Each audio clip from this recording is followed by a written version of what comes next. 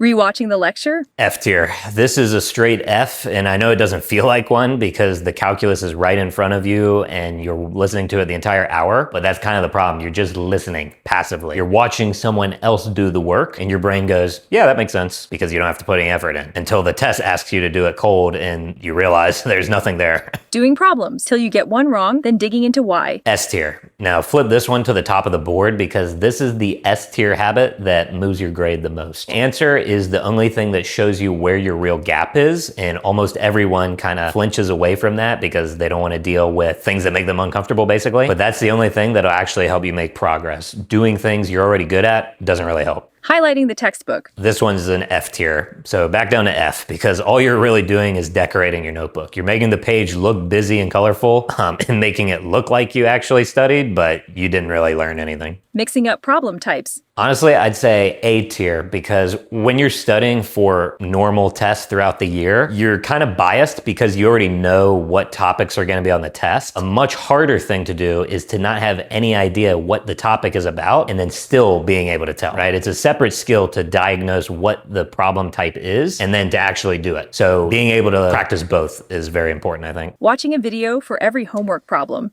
C tier. It's not the worst thing in the world, but it's not that good either, to be honest. It kind of lands in the middle for me because it does get your homework done and there's value in that, right? It saves time. But the problem is the same thing with just listening. It's just another example. It's not your problem. So if you're not doing it yourself, or if the numbers change, you're not really drilling it into your brain as much as you think you are. Now here's the part that stings. The F tier habits are the ones that feel the most productive usually while you're doing them because they're the easiest. But that's the whole trap. When you're going through calculus, the only times you actually make progress are when you're struggling, not when things are easy. Send this to whoever you're studying with and then follow me, because next I'm showing you the exact routine that turns a C tier study session into an S tier one.